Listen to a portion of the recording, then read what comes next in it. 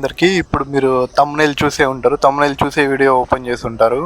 ఇప్పుడు సబ్జెక్ట్ ఏంటంటే, మీరు చూస్తున్నారు కదా ఈ బండి హోండా డియో BS4 2018 మోడల్.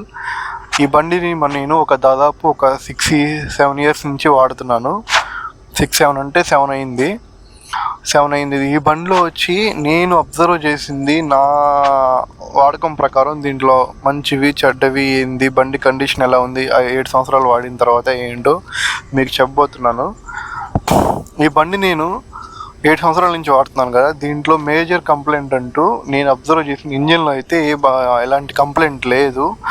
నాకు తెలిసి ఉన్నది ఏంటంటే, బండి పికప్ అనేది స్టార్టింగ్ నుంచి కొద్దిగా చిన్నగా తగ్గుతూ పికప్ అనేది కొంచెం తగ్గింది, అదైతే చెప్పుకోవచ్చు. నెక్స్ట్, నేను time to time engine oil అవన్నీ చేంజ్ చేస్తుంటాను. ప్రతి 800 కిలోమీటర్లకి 1000 కిలోమీటర్లకి ఒకసారి ఖచ్చితంగా ఇంజిన్ ఆయిల్ అనేది చేంజ్ చేస్తాను. అప్పుడు జనరల్ సర్వీసు చిన్న బ్రేక్ షూలు కానీ పోయినా కానీ, లేకపోయినా ఇంకేమైనా పోయినా నేను బ్రేక్ షూలు కానీ, లేకపోతే క్లచ్ వైర్ కానీ, స్పీడోమీటర్ వైర్ కానీ అలాంటివన్నా నేను రిపేర్ చేయించేవాడిని.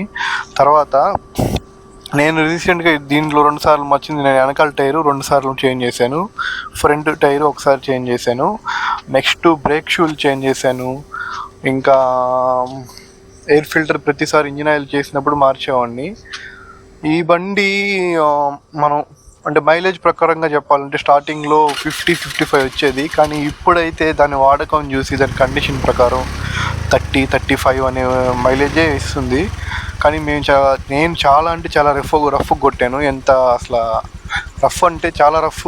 దాంట్లో పైన చేసిన స్టన్స్ కానీ, లేకపోతే పొలాల్లోకి వాడాము, యూరియా కట్టలు మోసాము, సిమెంట్ కట్టలు, అట్లా చాలా చేసాము. కానీ బండి స్టామినా మాత్రం అలాగే ఉంది. కానీ బయట అవుటర్ లుక్ అనేది డ్యామేజ్ అయింది. ఎందుకంటే మనం ఎండలో పెడతాం, ఎలా పడితే అలా వాడతాం కాబట్టి. ఇది బండి యొక్క కండిషన్. ఓకేనా? వీడియో నచ్చితే లైక్ చేయండి, కామెంట్ చేయండి, సబ్స్క్రైబ్ చేయండి. Thank you.